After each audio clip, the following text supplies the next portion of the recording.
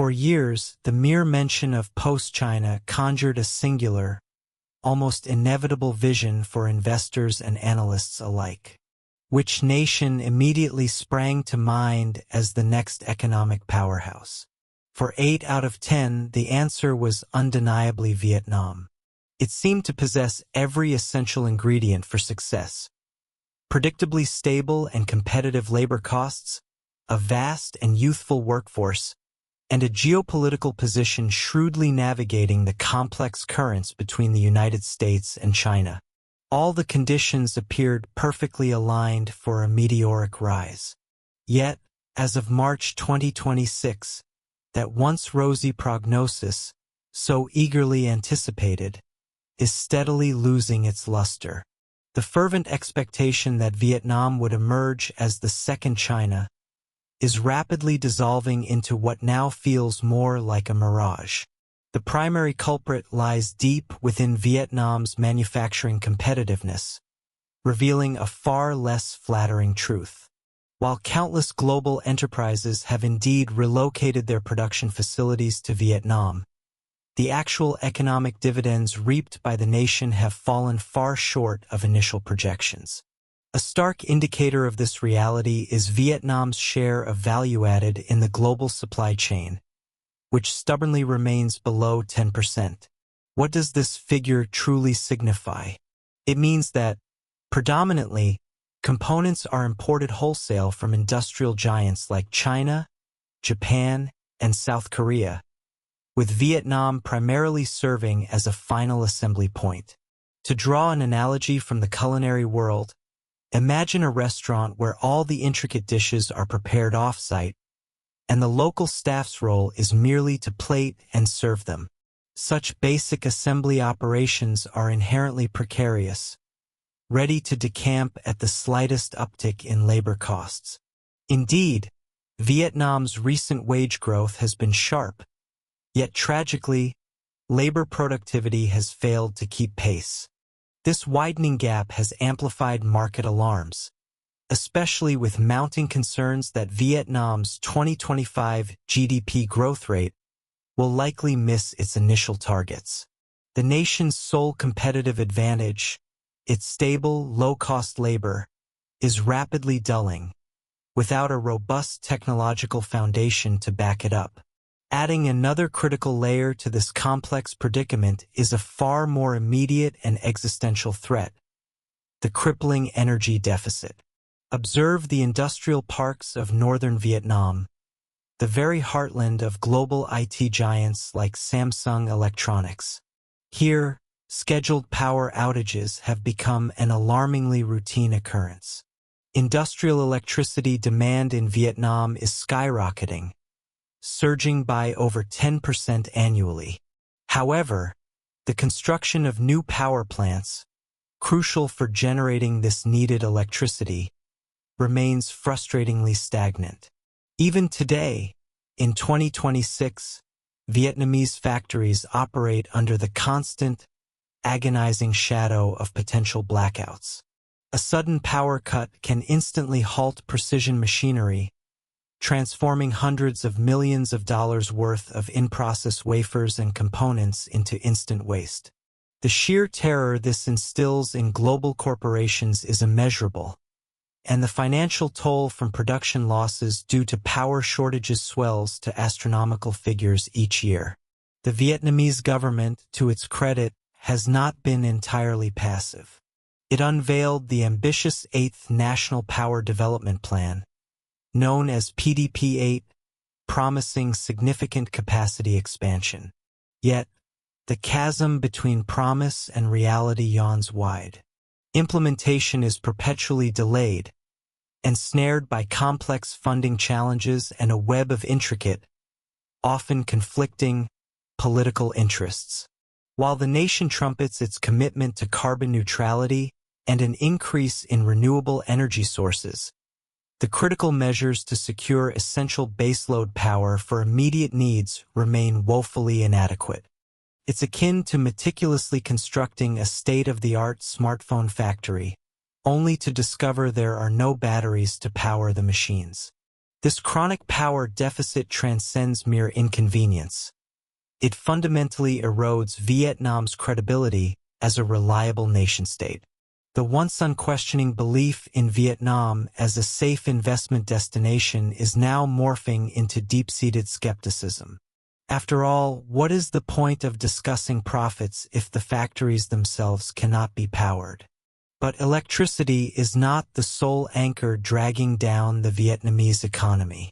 Beneath the dazzling veneer of gleaming, high-tech factories, a deeper, more insidious malaise afflicts the nation. Outwardly, Vietnam presents itself as an aspiring advanced economy, yet its true internal structure tells a different story. The Vietnamese government is currently staking its future on the ambitious pillars of semiconductors and AI, dreaming of transcending simple assembly and becoming a hub for cutting-edge industries. However, voices from the ground paint a starkly different picture, with a chorus of criticism decrying these efforts as mere window dressing, lacking substantive depth. The most biting critique centers on human capital. Does erecting a semiconductor factory magically conjure chips? No. Highly specialized engineers are indispensable for design, process management, and countless other critical functions. Estimates suggest Vietnam requires approximately 50,000 semiconductor engineers, yet only a meager 20% of the current workforce possesses the practical skills necessary to be immediately effective in the field. University education lags woefully behind industry demands, remaining largely theoretical, confined to the blackboard. The harsh reality is a severe shortage of practical training equipment for precision engineering. Consequently, global corporations, even after establishing factories in Vietnam, are compelled to import core talent either from their home countries or from neighboring nations. This practice has a profound, detrimental implication. Technology transfer simply isn't happening. Vietnamese local workers remain relegated to low-value tasks such as simple assembly and inspection. To extend our culinary analogy, it's like having a world-class chef prepare exquisite dishes while local apprentices are restricted solely to dishwashing, entirely cut off from learning the recipes. In such a structural setup, companies will depart without a second thought the moment labor costs begin to rise, because Vietnam lacks unique, indigenous technological capabilities. The high-tech nation facade is impressive, but beneath it lies a severe hollowing out of genuine technological prowess. To further complicate matters, Vietnam's unique political climate is adding fuel to this burgeoning fire. Many may have heard of the Burning Furnace, the vigorous anti-corruption campaign championed by Vietnamese authorities. While its underlying intent to excise corrupt elements is commendable, perhaps the furnace has burned too hot. Vietnam's bureaucratic apparatus is now utterly paralyzed.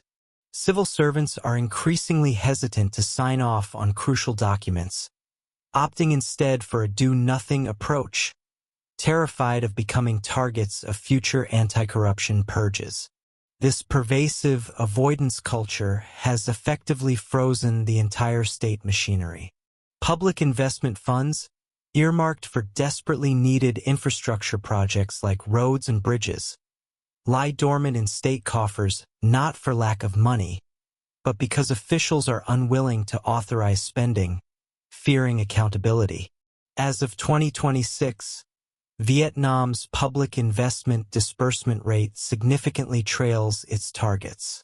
For foreign investors, this situation is nothing short of disastrous. Obtaining various permits for factory construction, which once took a mere month, now drags on for over a year with no end in sight.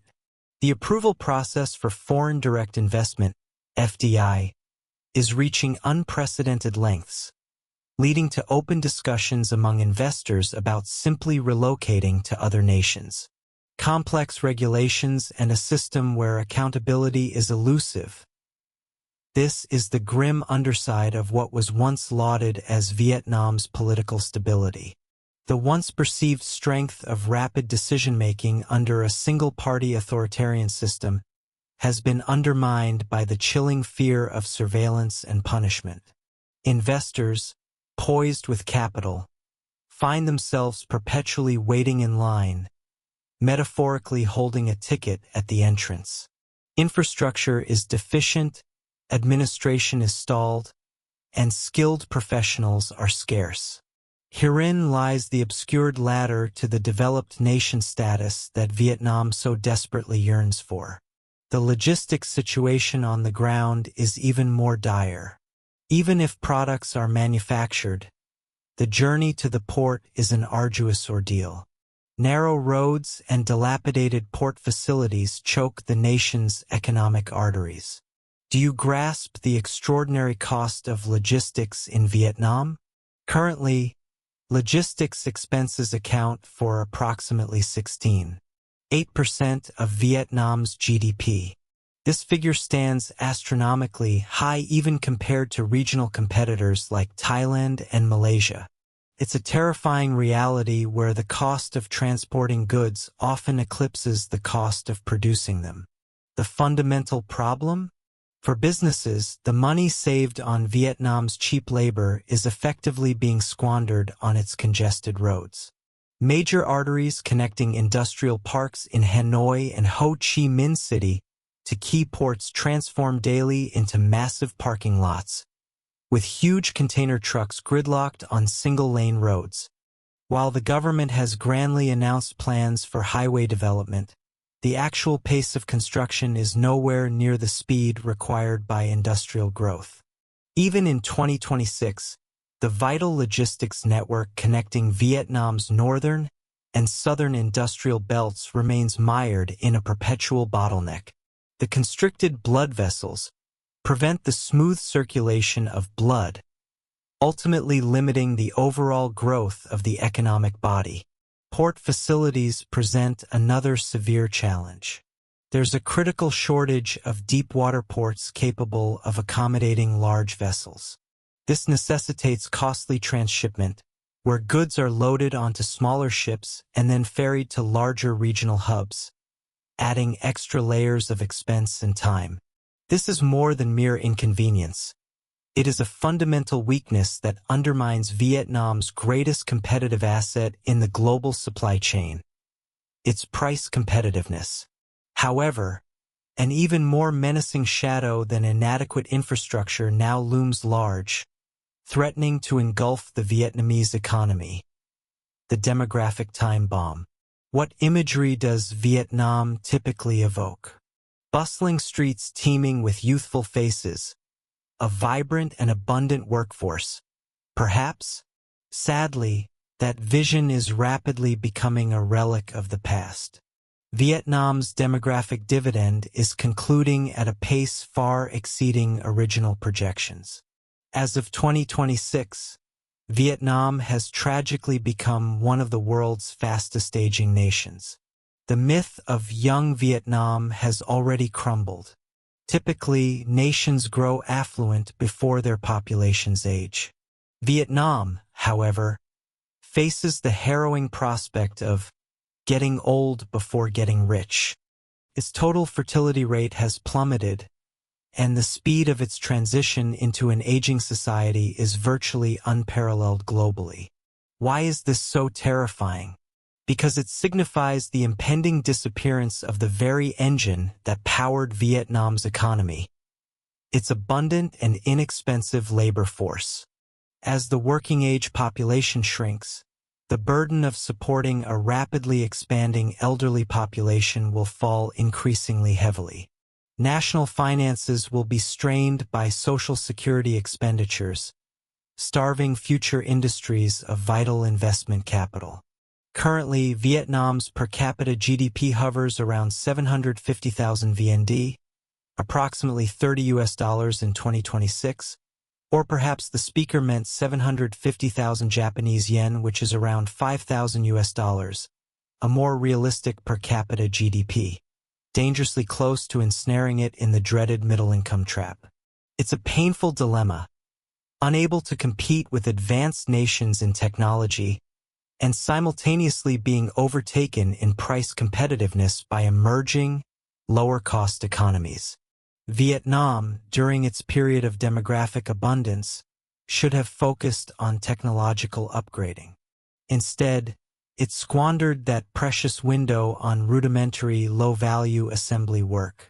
One could argue it merely numbed the pain with painkillers when it should have been building muscle. Now, the effects of that medication are wearing off.